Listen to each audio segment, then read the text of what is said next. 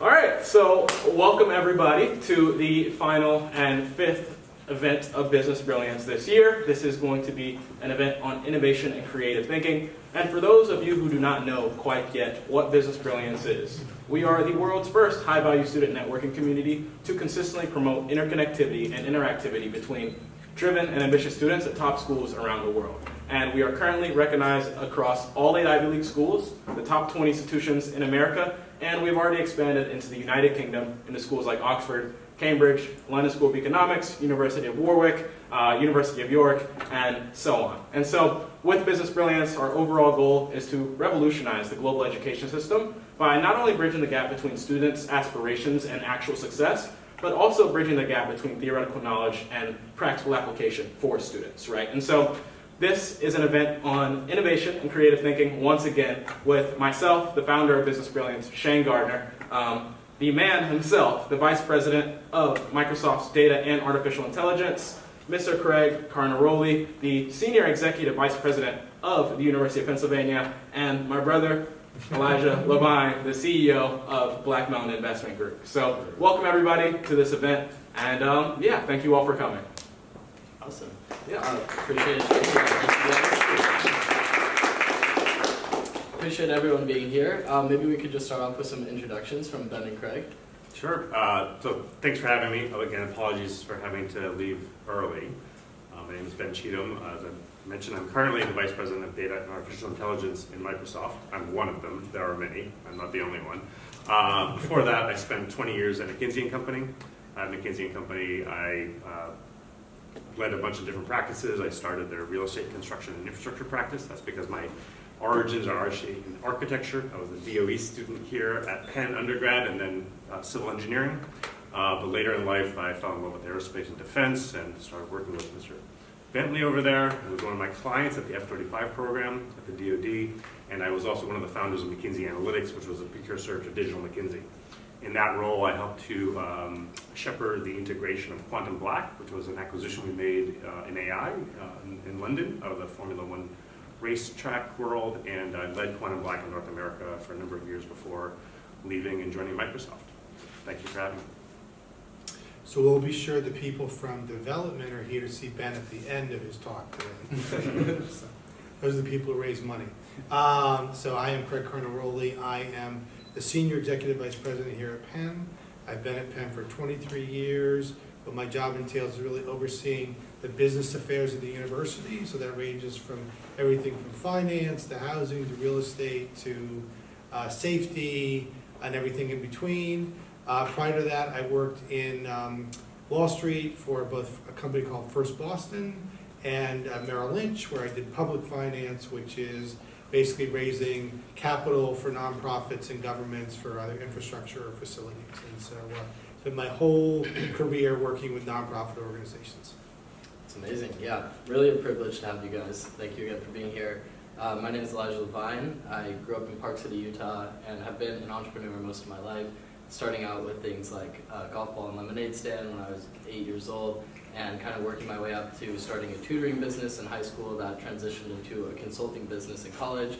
Our first client was Sotheby's, and shortly after that was my sophomore year when COVID happened and kind of turned everyone's world upside down. So rather than being in one of the big cities, I moved back to Utah to be with my family and got a really sweet gig in private equity, working directly under the CEO at about a $50 billion AUM firm. And also moved into an incubator house at that time with a bunch of other young, like-minded, and successful entrepreneurs. So it was just a really amazing environment. Got my hands dirty with about 7 startups in less than a year, including 2 with my good friend Josh over there. Learned so much so fast, and really just like kind of got thrown in the deep end of running a business, learning all the ins and outs of doing so, meeting people in the industry, and failing fast. And during my time at Bridge, which was the company I worked at, I was obviously very impressed by everything they did, but I was also very astonished at how even the top pensions and endowments and sovereigns of the world were using such outdated technology in this modern world. And so that was really the inspiration to create Black Mountain Investment Group with one of the other gentlemen at the incubator house who was one of the original Ethereum developers and very early investor in Ethereum and Bitcoin, and other cryptos, and so we collaborated to create Black Mountain Investment Group, which is what we like to consider a tech-enabled asset manager alongside an innovative emerging technology hedge fund. Totally. And so, as you guys can see here with this panel, we do have some heavy hitters. And for heavy hitters, we need to be asking some heavy-hitting questions, right? And the first thing I would like to know from each of you guys, just going down the line, is how would you define innovation or creativity, and how do you see the definition of those things change? Oh, like in our evolving society with, new things like AI and this whole new world that we are just about to enter. Interesting question. How would I define creativity? I mean, I think creativity at its core, right, is a deeply human capability. And I say that specifically to demarcate it from computational creativity, in which we are able to integrate experiences, knowledge, insights, and generate new ideas from the integration of those things. And I think there is something uniquely human about that. I think although we are seeing tremendous progress in the field of AI, and although it looks like it's generating new ideas, the AI systems don't know what ideas are generating. They don't understand the concepts that they are ingesting, right? The Gen AI at its heart, the foundational language models, are just predicting the next number in a series of numbers. And it's really important to remember that. In all the hype that's out there, all it's doing is taking your language, turning it into numbers, and then predicting the next most likely sequence of numbers. And it turns out that the most likely sequence of numbers following a question is the answer to that question. And so that is not intelligence. It's very useful, but we shouldn't be confused about it, and it's certainly not creativity. I think at its core, creativity is curiosity. Curiosity about how to solve an issue. And what I've seen most successful is people taking an experience in another field and looking at a problem and bringing that and somewhat dot connecting. And so I think, again, those are some of the critical elements. Totally. One of the most difficult questions I've ever been asked that has turned into one of my favorite questions to ask people is, when was the last time you had a truly original thought or idea? And I think to Ben's point, there's so much hype around AI right now because of the great new interface that ChatGPT has provided the world with, but there's nothing that creative about AI as a technology, and it's actually been around for hundreds of years. And so it's an interesting question, Shane. I think that to Craig's point, trying to solve problems and trying to fill gaps in ecosystems that you can identify, kind of like what Business Brilliance is doing, is a way that you can't get creative, and it's really centered around problem solving. Totally. And I feel like with creativity and how we are perceiving creativity with this, I guess, opposing factor in reality now that's making us question ourselves more and more about, what does it really mean to be human with AI in the playing field as well, when it's able to generate new ideas, right? And so I have a question for you, Ben. When it comes to creativity and just creative thoughts, do you think that AI still is capable of producing creative content? So it's capable of creating content that didn't exist before. But I think I would distinguish that from creative content. So, when in a large language model, you ask it to compose a sonnet in the style of Shakespeare about photovoltaic cells, it will do it. And nobody has ever written that sonnet before.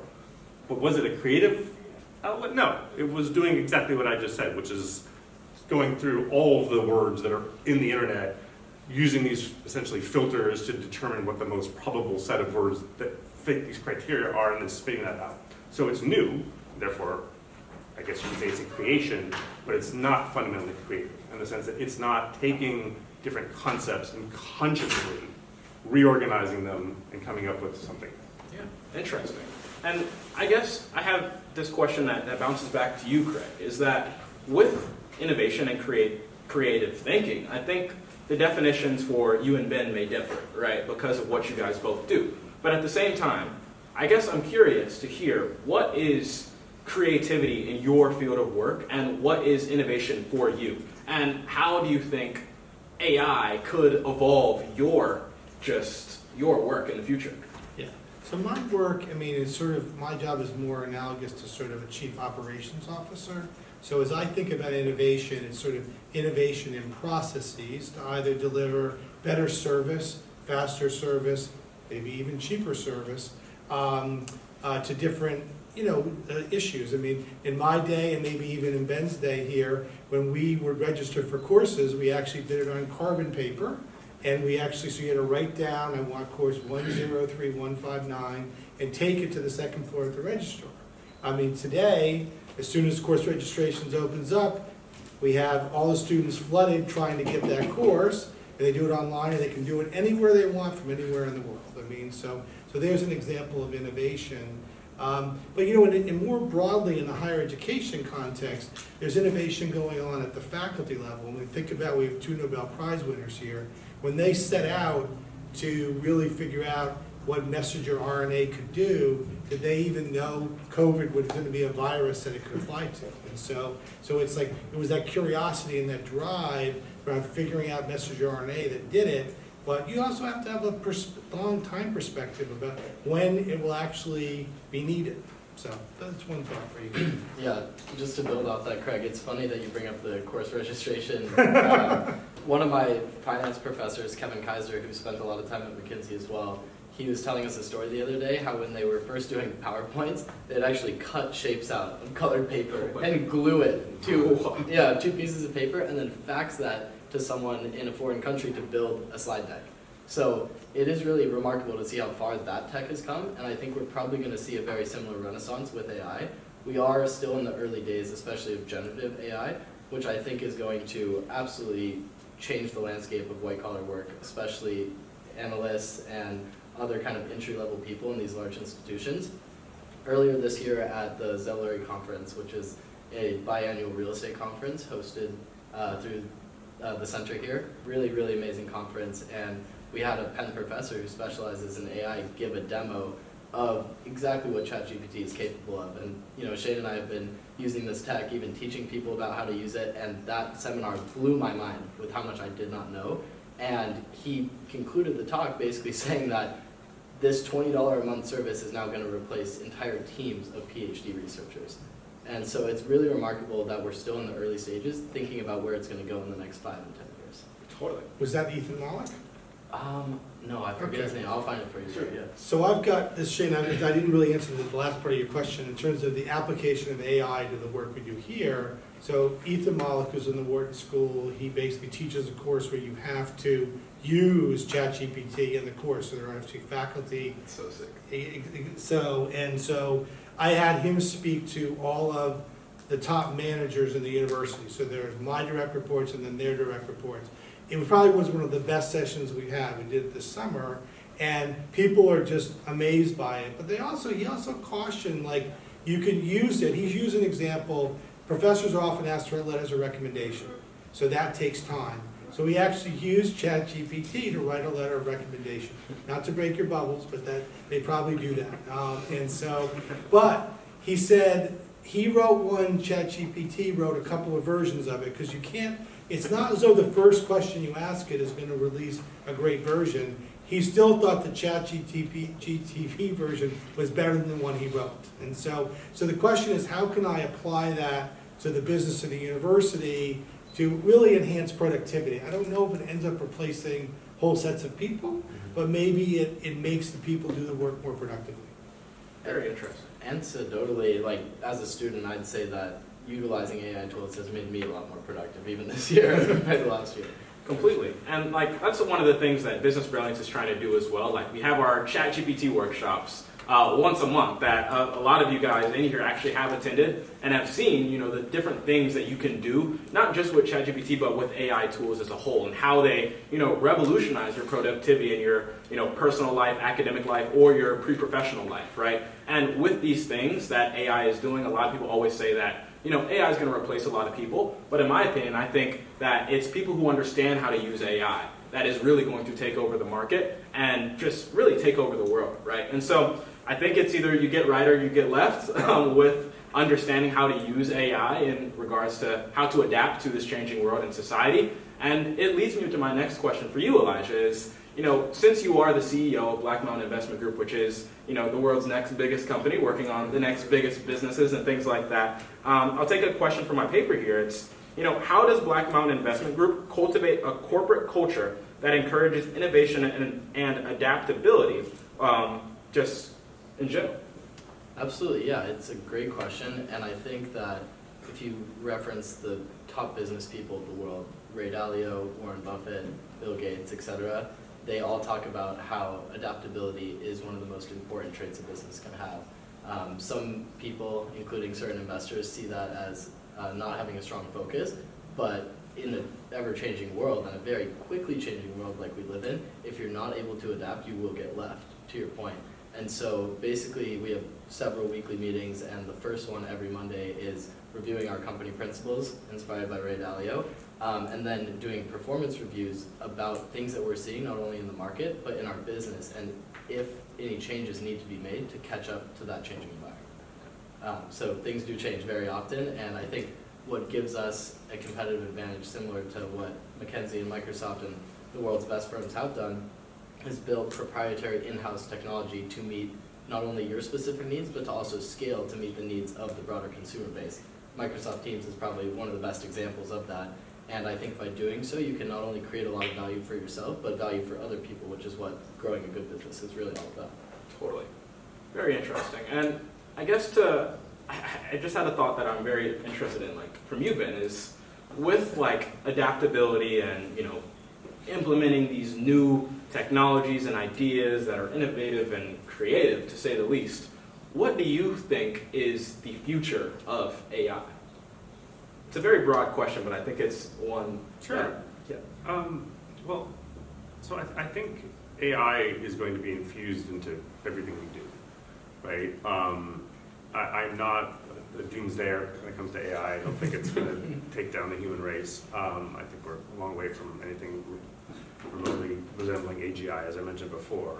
But I think, to build on the points that were earlier made, like every job can be made a little bit easier and done a little bit faster and then a little bit better with a co-pilot, right? And this is, at least this current wave of generative AI is going to be embedded in every product you buy, right? Whether that's a physical product or a software product. And so I think what that does is it creates the opportunity for everyone to start at a higher baseline. So you don't need to go and do all the grunt work to get a good first draft. It frees your cognitive capacity to then actually be creative, to think orthogonally, to introduce new concepts, right? And so I think an AI-enabled world is one in which the fundamental starting point for anybody doing work just automatically is further ahead than where they are today. And that means a lot, right? Because we have entire industries that are aging out, and where we're not replacing workers who have decades of experience doing things. Well, one of the great benefits is we can now train AI agents to train our people, so that it's that much easier to become proficient at a job that might have taken a previous generation a lot longer to get there. Very interesting. Yeah, just to build on that, Ben, I think that, to your point, it's really going to be about like the incremental changes in the co-piloting. For example, like truck drivers used to own their own trucks before computerized dispatch was invented, and then the owners, the trucking companies as operators, were able to, kind of lease them out to the drivers or own them and have the drivers operate them. And I think we're probably going to see something very similar with like self-driving cars, self-driving trucks. But I have a question for you about your time at McKinsey and building these systems, if you're okay to share, how you saw that tech evolve and what you saw the opportunity as when you first started creating these things, pioneering those initiatives, and then how you kind of built that vision into fruition. Sure. I mean, so we started hiring data scientists into our innovation hub in Waltham around 2010. So that was roughly when McKinsey started experimenting with data science, which in my view is AI. I mean, we could get technical about data science, ML, AI, but let's just say we had people who had deep mathematical backgrounds and who knew how to program, building complex systems, right? And the first iterations of that, they were sophisticated, but they were rickety, right? It was a very manual process. Like you really had to understand the statistical methods because there were no Python libraries available, right? Everything was being written in R, right? So it was very much like a sandbox environment, and we spent a lot of time building things that couldn't scale because they weren't built, they weren't engineered.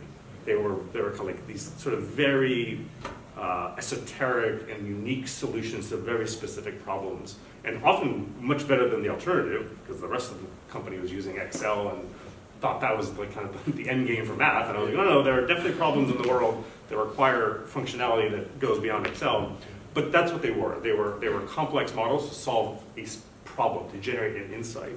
And over time, what we realized is actually it's much more powerful to build and engineer a product that can continue to generate insight, not just once, but can continue to ingest data, do analysis, and refine its recommendations. And so the shift went from kind of bespoke data wrangling and model building at individual human level to building teams of people that would engineer products. And that required a different skill set. One of the reasons we bought Quantum Black, because we realized there was a difference between like what we were able to do with just a few data scientists and what they had done by integrating software engineering, design, AI architects, and AI engineers, as well as data scientists, into crews that could go and then build products that you would build initially in Python and library, but then compile and then put into production, right? And then have a technical catcher who could maintain and manage that model over its lifetime. So we've gone from bespoke models to what I would call custom software.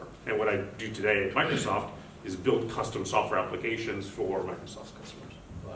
Quick follow-up to that. I think the best minds in data science, like yourself, realize that a lot of creating good AI is having really high-quality data. And so I'd be curious if you could talk a little bit about McKinsey and Microsoft data and how it's been organized to either benefit them in creating new AIs and systems that people can use. Yeah, and look, I left McKinsey a year and a half ago, so I don't know exactly what they've done, but they've certainly been public about the fact that they've built some sort of generative AI solution to enable their analysts to retrieve information more rapidly and to generate first drafts of proposals and content, and I think that's great. I think one of the reasons McKinsey was able to move quickly was because they have a long track record, and I was there for 20 years, of investing in knowledge management. So the underlying repository of information in terms of documentation, in terms of knowing which projects have been completed, in terms of knowing who the experts were in a specific field, has been well organized and well orchestrated for a long time. So it becomes a reasonably simple task to overlay an LLM on top of that to create a natural language interface to allow you to then go and retrieve that information and bring it together in a RAG pattern, right, and generate new content quickly. If you don't do that, it's really hard. Like, it's really easy to make a POC with an LLM if you're using 50 pages of data. When you then say, I want to now scale it across 17 databases and terabytes of data, it breaks down. Because if your data stays not in order, the LLM is not going to be able to work appropriately. The search function behind the LLM, the orchestrator, won't work as well. So a lot of the work I'm doing today with customers is like, slow down a minute.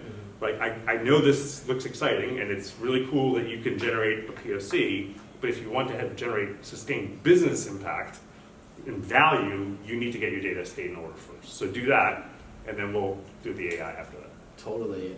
Something we were talking about right before this is that more data does not always mean better outputs, as evident by like Zillow's models. You know, you add one variable and it will give you a regression that has like a 1 to 3% error, and then you add 4 more variables on that, and it increases the preciseness by only a couple basis points.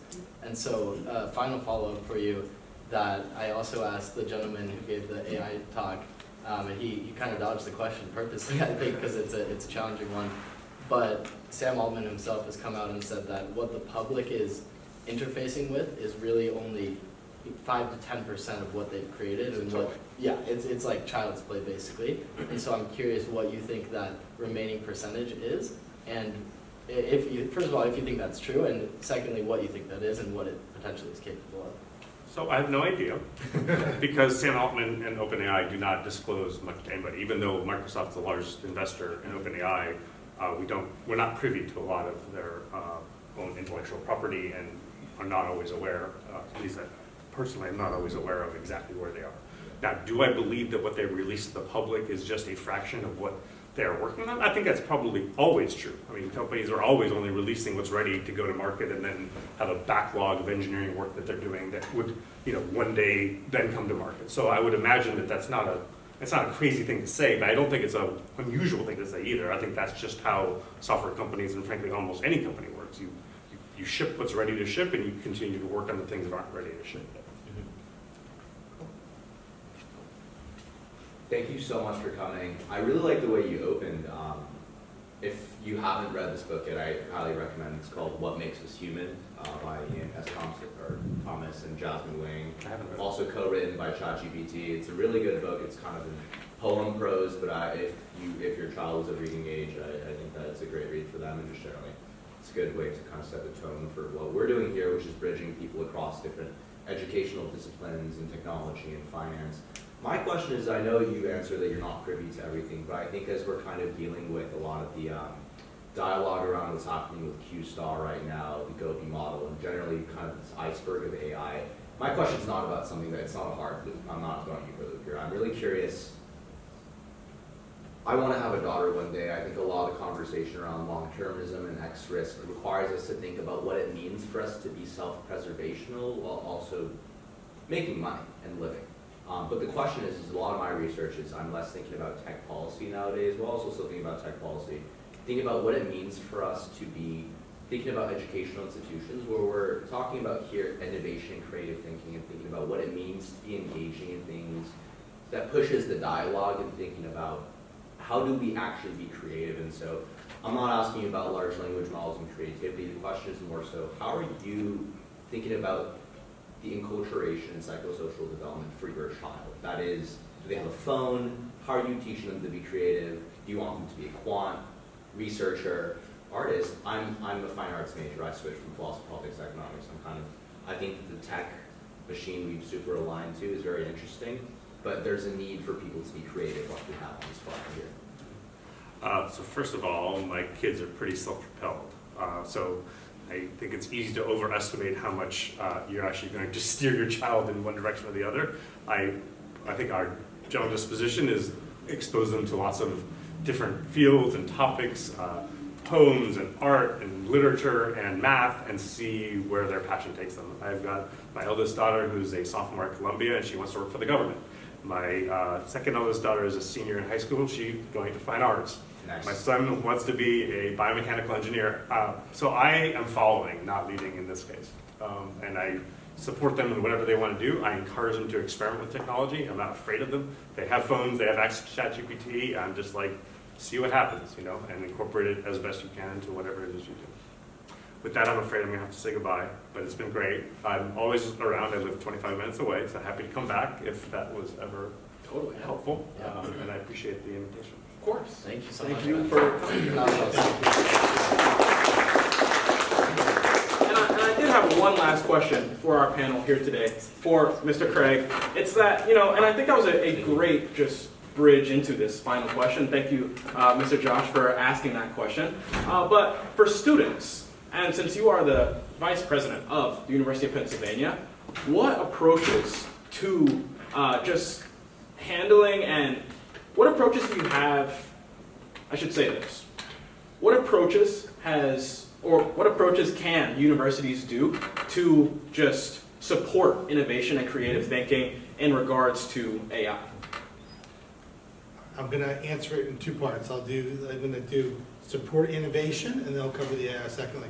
So part of what I think you have to do as a university is create environments for people to interact and share ideas. And so you all are maybe our fifth cohort now, but for the longest time, the only people who could live on campus guaranteed were the first year students, okay? And so we had sort of this exodus of second year students, let's call it 80%, and then we basically built additional housing so that we now require all first and second years. And that's partly to create a more common experience, but also so different people interact. So basically your interaction here isn't, I went to high school with this group of people, so those are the people I'm gonna live off campus with. And so you miss out on 2,300 other people that you didn't get to know just because you didn't have that opportunity. So things like Tangen Hall are built at 40th and Sansom to basically encourage creativity and entrepreneurship. One of the funnest things I do all year is the President's Innovation Prizes, and I've done it for a decade now. And it is just so amazing to see the ideas that are generated by students. And just this week, I reconnected with 2 Wharton undergrads who actually didn't win the prize. They had actually an idea for a crypto platform that we didn't